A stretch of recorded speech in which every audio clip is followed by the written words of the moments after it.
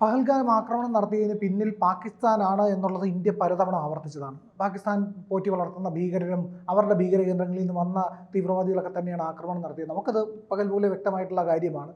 India അത് പലപ്പോഴും വ്യക്തമായിട്ട് ഇപ്പോൾ UN കൂടി ഇക്കാര്യം സമ്മതിക്കുന്നുണ്ടോ? ഇക്കാര്യം പറയാതെ പറയുന്നുണ്ട്. അങ്ങനെ തന്നെ വേണം പറയാൻ. ആ മറുപടി എന്ന് പറയുന്നത് നമ്മുടെ പ്രതിപക്ഷത്തിനുള്ള മറുപടി കൂടിയാണ്. അതായത് പാകിസ്ഥാൻ ആസ്ഥാനമായിട്ടുള്ള ലഷ്കർ ഇ തൊയ്ബയുടെ അനുബന്ധ സംഘടനയായിട്ടുള്ള ദി റെസിസ്റ്റന്റ് ഫ്രണ്ട്, അതിനെയാണ് ഈ കഴിഞ്ഞിടക്ക് ഭീകര സംഘടനയായിട്ട് അമേരിക്ക പ്രഖ്യാപിച്ചത്. അപ്പോൾ അത് പെഹൽഗാം ഭീകരാക്രമണവുമായി ബന്ധമുണ്ടെന്ന ഐക്യരാഷ്ട്രസഭ സുരക്ഷാ കൗൺസിലിൻ്റെ റിപ്പോർട്ട് വന്നിരിക്കുന്നു എന്നുള്ളതാണ് ആ വിവരം. അപ്പോൾ ഈ റെസിസ്റ്റന്റ് ഫ്രണ്ട് എവിടെ നിന്നുള്ളതാണെന്ന് സ്വാഭാവികമായി നമുക്ക് ചിന്തിച്ചാൽ തന്നെ മനസ്സിലാകുന്നുണ്ട്.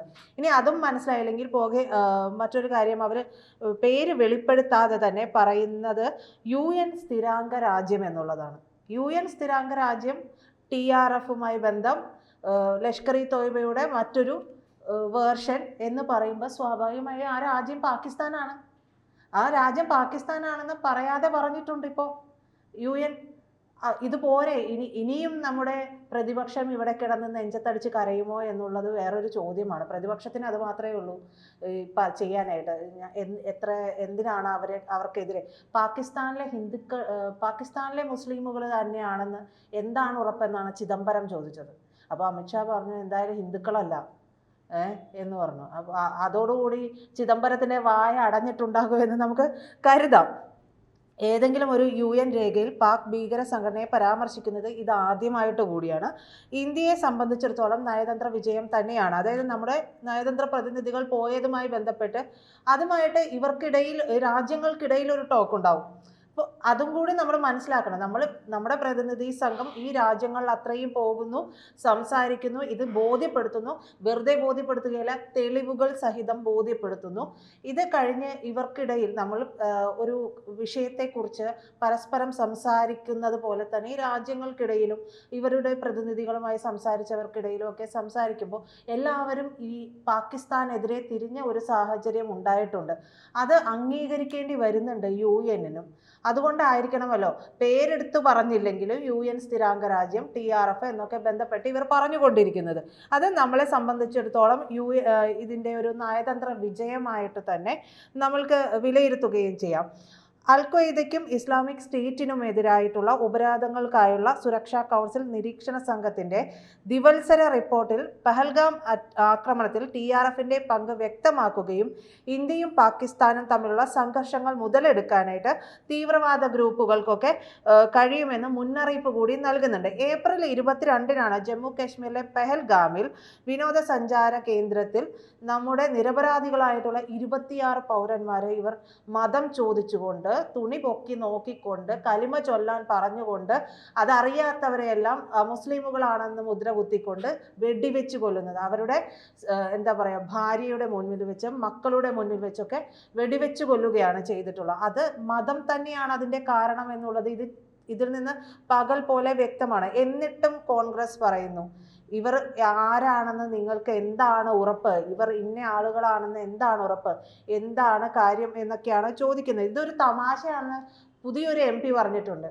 പുതിയൊരു MP, പേരെനിക്ക് കിട്ടുന്നില്ല, പുതിയ MP ആണ്, കോൺഗ്രസിൻ്റെ MP ആണ്. അവർ പറഞ്ഞത് ഈ ഒരു ഓപ്പറേഷൻ സിന്ദൂർ എന്ന് പറയുന്നത് ഒരു തരത്തിലൊരു തമാശയായിട്ടാണ് കേന്ദ്രം എടുത്തതെന്ന് പറയുന്നത്. മോദി കൃത്യമായിട്ടുള്ള മറുപടി അതിന് പാർലമെൻറ്റിൽ കൊടുക്കുന്നുണ്ട്. പുതിയ അംഗമാണ്, ഇവരെ കൊണ്ട് ഇത് പറയിക്കുന്നതാണ്. പക്ഷേ ഇവർക്ക് ഇത് പറഞ്ഞു കൊടുക്കുന്നവർക്കൊരു ബോധമില്ലേ എന്നുള്ള രീതിയിലാണ് മോദി അതിന് പോലും പ്രതികരിക്കുന്നത്. വേണമെങ്കിൽ പൊട്ടിത്തെറിക്കാം.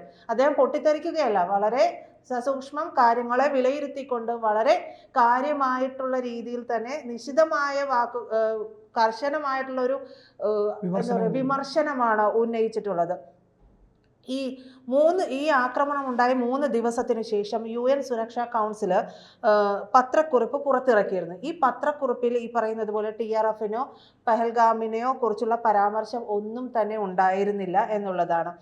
UN സ്ഥിരാംഗം അല്ലാതിരുന്നിട്ടും പാകിസ്ഥാന് ഈ ഒരു പരാമർശം തടയാനായിട്ട് പാകിസ്ഥാൻ അതുകൊണ്ട് കഴിയുകയും ചെയ്തിട്ടുണ്ട്. പ്രസ്താവനയിൽ TRFിനെ കുറിച്ചുള്ള ഏതെങ്കിലും വിധത്തിലുള്ള പരാമർശം രാജ്യം നീക്കം ചെയ്തതായിട്ട് പാകിസ്ഥാൻ വിദേശകാര്യമന്ത്രി ഇഷാഖ് ദർ അവകാശപ്പെടുകയും ഒക്കെ ചെയ്തിരുന്നു.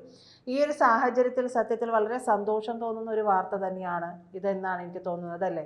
തീർച്ചയായിട്ടും. അതായത് ഇന്ത്യയിലെ കോൺഗ്രസ്സുകാർക്ക് മാത്രമാണ് ഇത് അംഗീകരിക്കാൻ ബുദ്ധിമുട്ടുള്ളത്. UN അംഗീകരിക്കാം, ലോകരാജ്യങ്ങൾക്കെല്ലാം അറിയാം ആരാണ് തീവ്രവാദത്തിൻ്റെ പ്രഭവ കേന്ദ്രമെന്നുള്ള കാര്യത്തിനകത്ത്. കൃത്യമായിട്ട് നമുക്ക് ഇതിനകത്തൊരു കാര്യം ഒന്ന് നിരീക്ഷിച്ചു നോക്കാം.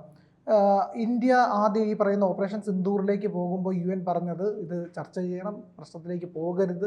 ഇന്ത്യ ഒന്ന് സൈഡ് ലൈൻ ചെയ്തുകൊണ്ടാണ് UN ആദ്യം പറഞ്ഞത്. പാകിസ്ഥാനെ കുറ്റപ്പെടുത്താത്ത രീതിയിലാണ് സംസാരിച്ചതെല്ലാം തന്നെ. തീവ്രവാദത്തെ അപലപിച്ചു, പക്ഷേ ഈ പറയുന്ന ആക്രമണത്തെ എല്ലാം അപലപിച്ചു. പക്ഷേ പാകിസ്ഥാനാണ് ഇതിൻ്റെ പിന്നിലെന്നുള്ള കാര്യത്തിൽ പാകിസ്ഥാനെ കുറ്റപ്പെടുത്താതെയാണ് UN നിന്നത്. പക്ഷേ ഇപ്പോൾ നമ്മൾ എന്ത് ചെയ്തു? നമ്മൾ കൃത്യമായിട്ട് ലോകരാജ്യങ്ങളിലേക്ക് നമ്മുടെ പ്രതിനിധികളെ അയച്ചു, കാര്യങ്ങൾ പറഞ്ഞ് മനസ്സിലാക്കി.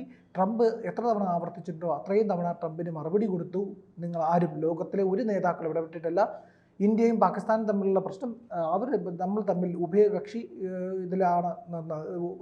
ഉഭയകക്ഷി ബന്ധമില്ല, പക്ഷേ അതല്ല പറഞ്ഞത്, ഈ പറഞ്ഞ DGMO വിളിച്ചതിന് ശേഷം അങ്ങോട്ടും ഇങ്ങോട്ടും സംസാരിച്ചാണത് ഒത്തുതീർപ്പിലേക്ക് വന്നത് എന്നുള്ള വെടിതീർപ്പിലേക്ക് വന്നത്. അല്ലാതെ മറ്റൊരു ബാഹ്യ ഇടപെടൽ ഉണ്ടായിട്ടില്ല എന്നുള്ളതിനെ പറ്റിയിട്ട് വ്യക്തമാക്കിയിട്ടുണ്ട്.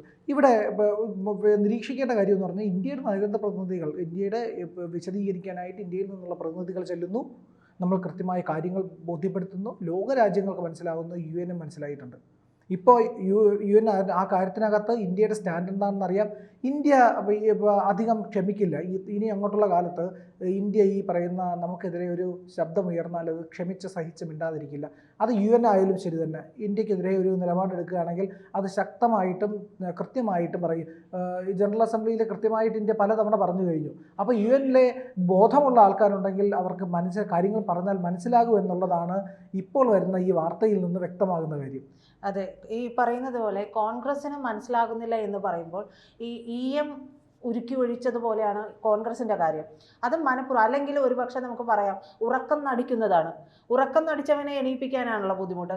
കോൺഗ്രസ് സത്യത്തിൽ നമ്മുടെ രാജ്യത്തിൻ്റെ സുരക്ഷയുമായി ബന്ധപ്പെട്ട കാര്യത്തിൽ ഉറക്കം നടിച്ചുകൊണ്ടിരിക്കുന്ന ഒരു കാര്യമാണ്. അവർക്ക് ഉള്ളിൻ്റെ ഉള്ളിൽ ഒരു കുത്തലുണ്ടാവും. അവർ ഭരിച്ചിരുന്ന 65 വർഷം എന്തെല്ലാം പ്രശ്നങ്ങളുണ്ടായോ ആ പ്രശ്നങ്ങൾക്കൊന്നും മറുപടി ഇല്ലാതെ പഞ്ചമുച്ചമടക്കി നിൽക്കുന്ന ഇന്ത്യയാണ് അവർ ഉണ്ടാക്കി വെച്ചത്. പക്ഷേ ഇന്നതല്ല. ഈ ഒരു 15 വർഷം കൊണ്ടുണ്ടായിട്ടുള്ള മാറ്റം എന്ന് പറയുന്നത് അവർക്ക് ഉൾക്കൊള്ളാൻ കഴിയാത്ത തരത്തിലുള്ള കൃത്യമായിട്ടുള്ള നിലപാട് ഇന്ത്യക്കുണ്ട് എന്ന് വന്നതിൽ കോൺഗ്രസിന് തന്നെ അങ്കലാപ്പാണ് എന്നുള്ളതാണ്. ഇന്ത്യക്ക് കൃത്യമായ നിലപാടുണ്ടാകാൻ പാടില്ല എന്നുള്ളതാണ് ഇവിടുത്തെ കാര്യം. ഇന്ത്യ എന്ന് പറയുന്ന രാജ്യത്ത് അതിന് കൃത്യമായ സ്റ്റാൻഡുണ്ട്, കൃത്യമായ പോളിസിയുണ്ട്. ഏതൊക്കെ തരത്തിൽ ആരൊക്കെ എങ്ങനെയൊക്കെ ഇടപെട്ടാലും അതിനെ കൃത്യമായി തടയാനുള്ള സംവിധാനമുണ്ട്. ഇന്ത്യ എന്ന കരുത്തിനെ ലോകം അംഗീകരിക്കുന്നതിൻ്റെ, അല്ലെങ്കിൽ ഇന്ത്യയുടെ പക്ഷം എന്താണെന്ന് ലോകം മനസ്സിലാക്കുന്നതിൻ്റെ ഒരു ഏറ്റവും പുതിയ തെളിവാണത് എന്ന് നമുക്ക് പറയാം.